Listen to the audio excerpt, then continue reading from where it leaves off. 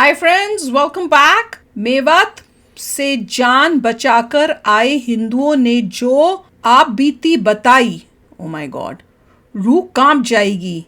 दिल्ली का दीपक खुद था शामिल। माय गॉड, चलो देखते हैं, वीडियो शुरू करते हैं। वीडियो शुरू करने से पहले अगर आप चैनल पर नए हो और आपने अभी तक सब्सक्राइब नहीं किया तो जल्दी से पहले सब्सक्राइब के बटन और बेल आइकन को क्लिक कर लो ताकि आपको हमारे सारे न्यू वीडियोस के नोटिफिकेशन मिल जाएं जैसे हम अपलोड करें। अगर आपको वीडियो पसंद आता है प्लीज लाइक एंड शेयर। चलिए शुरू करते हैं। मेरे बच्चे को मौत के घाट उतार देते। मेरी गाड़ी रोकी गई, 50-100 कम से कम मुसलमानों ने मेरी गाड़ी पे चुपड़ गए, पथराव करा, ब्लैंक गोलियां चला रहे हैं कट्टों से। हमने देखा जब कश्मीर फाइल मूवी देखी थी ना हमने, तो हमारा खून ना खोल गया था हमारा उस टाइम। लेकिन जब हमारे ऊपर भी थी ना, तो मुझे पता है मैंने नन्हे से 1.5 साल के बच्चे को कैसे बचाया है। मैं मर जाता, मेरा बच्चा मर जाता, या मेरी वाइफ मर जाती, अगर भगवान मेरा राम अगर मुझे बचा लेता ना, तो मैं इस देश के संविधान, इस देश के कानून को साइड में कर देता। अगर मेरा बच्चा मर जाता, जहां पर इस देश का संविधान हमारे बच्चों को और हमारे परिवार को, सनातन को नहीं बचा सकता, जहां पर ये पुलिस आर्मी और हमारे देश को नहीं बचा सकती, आईपीसी धारा ही नहीं बचा सकती, जहां पर पुलिस वालों पे गोली चल रही है, जहां पे बड़ी बड़ी अधिकारियों को मेवात जैसे एरिया में डंपरों से कुचल दिया जाता है, तो वहां पर इतनी बड़ी यात्रा हो रही थी, 1 से 1.5 लाख व्यक्तियों की, सनातनियों की पूजा करने जा रहे थे, आराध्य करने, अपने आराध्य भोले शंकर जी की। तो वहां पर आर्मी कहां गई, आपकी पुलिस प्रोटेक्शन कहां गई? 500 पुलिस वालों से 1.5 लाख बंदों की सुरक्षा आप करवा रहे थे। मैं आपको सच बता रहा हूं, मैं कोई आपको झूठ नहीं बता रहा। जब मेरी गाड़ी में आप गाड़ी में कितने लोग थे, किस तरीके से, कितने बजे की गाड़ी में हम 7, अचानक क्या हुआ वो बताइए। हम लोग 7 से 8 जने थे। जैसे ही हम लोग बरगली चौक वाले रोड पे जैसे ही हम लोग आगे की तरफ बढ़ते हैं, तो हमें दिखता है कि कुछ लोग बाइक के पास खड़े हैं, 6-7 बंदे बाइक ठीक कर रहे हैं। हमें थोड़ा सा शंका हुई कि 6-7 बंदे बाइक ठीक कर रहे हैं। आगे एक ऑटो, कम से कम 10-15 बंदे ऑटो ठीक करने में लग रहे हैं। एक डंपर के आगे उन्होंने बाइक को लिटा रखा और ट्रक वाले की गर्वान पकड़ रखी है।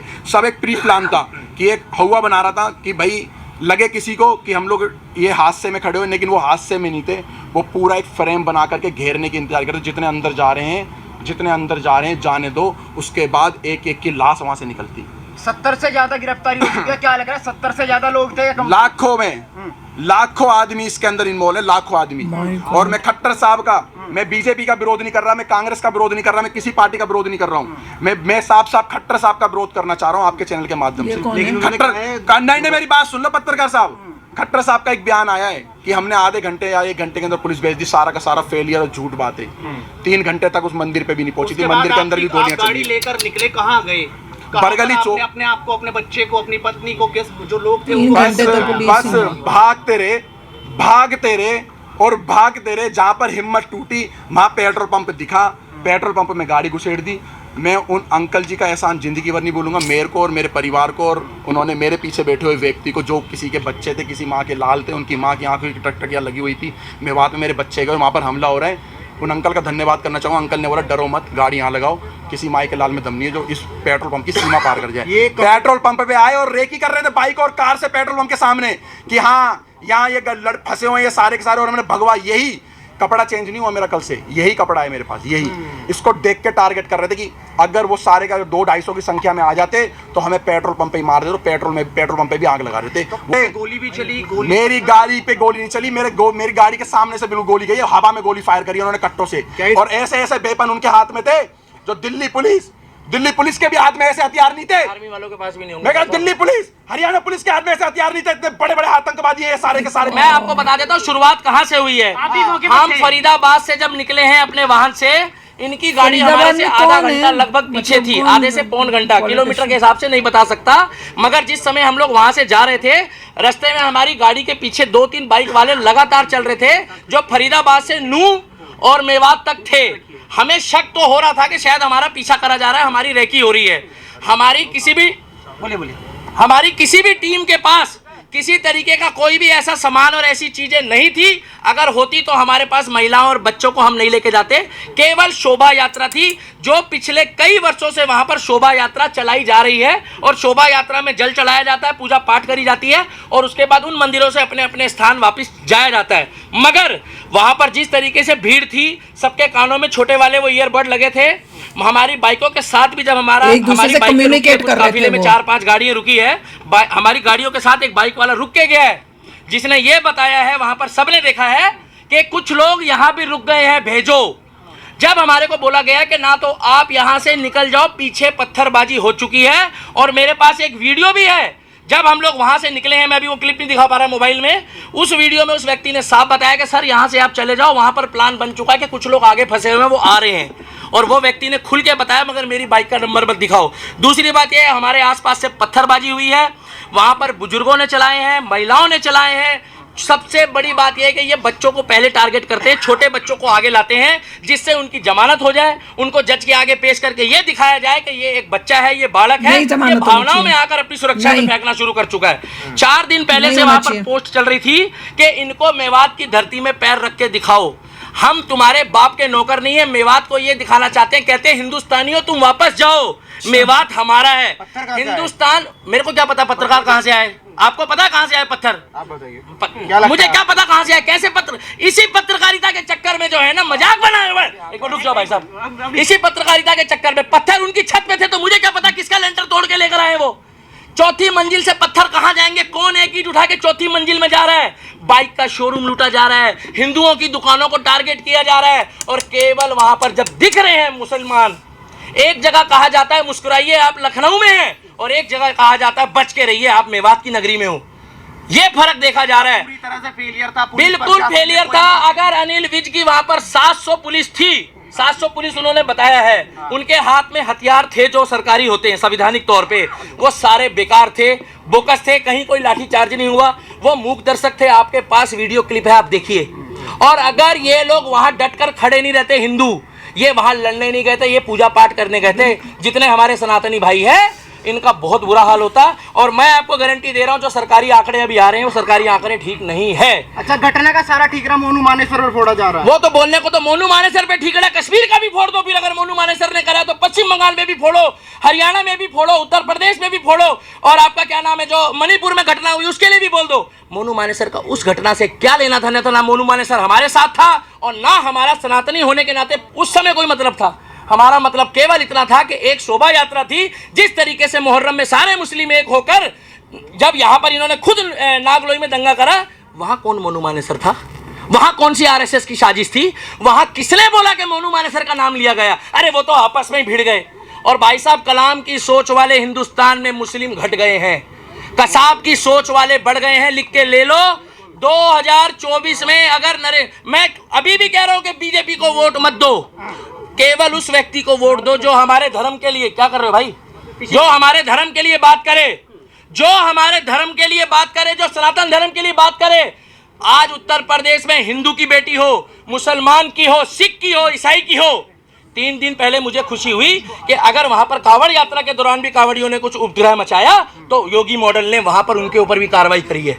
विकास दुबे कौन जाति का था? वो एक धर्म सनातनी था, हम लोगों ने कोई विरोध नहीं करा। मगर दुनिया जानती है, जब अतीक अहमद मारा गया, अतीक अहमद के साथ जो कांड हुआ, हमें नहीं मालूम किसने करा, तब इन्होंने क्या बोला कि वो शहीद हो गया।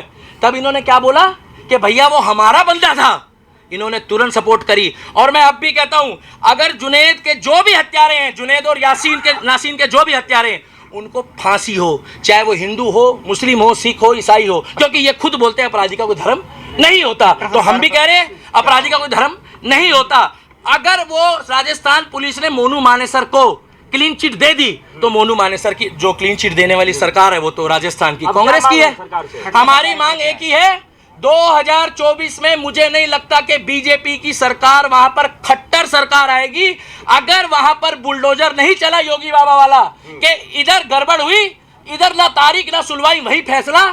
हमें चाहिए योगी मॉडल, हमें चाहिए बुलडोजर मॉडल, और हमें चाहिए योगी बाबा वाला प्रोटोकॉल। और हरियाणा करवाना चाहते हैं। मेवात कौन बोल रहा खाली करने? उत्तर प्रदेश खाली हो गया पत्रकार महोदय। उत्तर एक मिनट रुकिए, एक मिनट मेरे को बोलने दो। उत्तर प्रदेश खाली हो गया। कौन मुसलमान परेशान है उत्तर प्रदेश में? कितने मुसलमान भागे वहां से? भाई साहब पत्रकार हो, अपने मुंह से जवाब दो, कितने भागे वहां से? एक भी मुस्लिम नहीं भागा है, कमा के खा रहा है। मगर फर्क इतना है कि यहाँ वाले पत्थर चला रहे हैं और वहाँ वाले डर के मारे फूल चला रहे हैं। लोग तो कहते हैं भारत का मुसलमान डरा हुआ है, इतना डरा हुआ है मुसलमान। हाँ, डॉक्टर बन रहे हैं, इंजीनियर बन रहे हैं, आईपीएस बन रहे हैं, पुलिस वाले बन रहे हैं, सीआरपीएफ में जा रहे हैं, आर्मी में जा रहे हैं और इतने डरे हुए हैं कि करते करते में 30% आबादी हो गई। बच्चे पैदा भी डर डर के कर रहे हैं क्या ये लोग? क्या डर के खौफ में बच्चे पैदा होते हैं? पुलिस कब आई? पुलिस तो वहां थी। अरे कैसी बातें कर रहे हो? पुलिस तो हमारे सामने थी। हाँ। ये पूछो कि और बल कब आया है? कब आया? और बल जब आया है जब वो वहां पर पूरा माहौल खराब हो चुका था, जब वहां पर लोग मारे गए। वहां पर 1 मिनट लास्ट बात बोलना चाहूंगा। 2024 में हरियाणा वालों हाथ जोड़कर सुन लो, सभी एडिटर को कह रहा हूं, डॉक्टर, इंजीनियर, प्रोफेसर, आईओ, जज साहब, जो मेवात में हुआ है वो मेवात फाइल बनने की तैयारी कर दी थी इन लोगों ने, उसमें कुछ छोटी मोटी खामियां रह गई। वहां पर आज भी खेतों में हमारे हिंदू भाई पड़े हैं। मैं हाथ जोड़ के कहता हूं उनका रेस्क्यू कर लो। आज की पोजीशन में भी अगर रेस्क्यू नहीं करा तो कल तक वहां से बहुत खबर आएगी। और 24 में जो सरकार चुनोगे, हमें कोई मतलब नहीं बीजेपी को वोट मत दो या मत दो, निर्दलीय को जिता देना, मगर जो हमारे सनातन धर्म और हिंदू धर्म की बात करेगा केवल उनको जिताना। शॉकिंग था कि पहले से उन्होंने धमकियां दी हुई थी, पुलिस साथ में थी, पर वो पुलिस भी कंट्रोल नहीं कर पाई। और जो भी किसी का नाम उन्होंने लिया है वो कह रहे हैं कि पता नहीं 1 घंटे या आधे घंटे में पुलिस वहाँ पहुँच गई थी। ये कह रहे हैं कि वहाँ नहीं पहुँची थी, झूठ बोल रहे हैं। 3 घंटे तक कोई पुलिस वहाँ नहीं पहुँची। वो कह रहे हैं कि इवन जो मंदिर था वहाँ पर भी नहीं 3 घंटे के बाद पहुँची है। और ये सारा प्री प्लान्ड था, पूरा उन्होंने कानों में लगा के सब किया था। It is shocking. कि हमने एक वीडियो में देखा ना कि भैया मिनी पाकिस्तान बनाया जा रहे हैं जगह जगहों पर।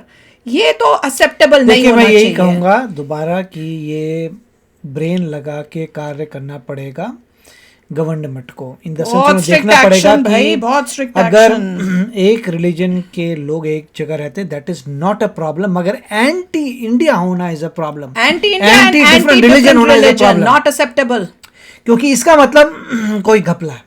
नॉर्मली वो लोग हमारे देश में रहने लायक प्यार लोग से नहीं लोग है। एक दूसरे से रहते हैं, चाहे एक जगह पे सभी रिलीजन के हो, नो प्रॉब्लम, प्यार से रहिए, देश को आगे लेके जाइए, ऑल इज ओके।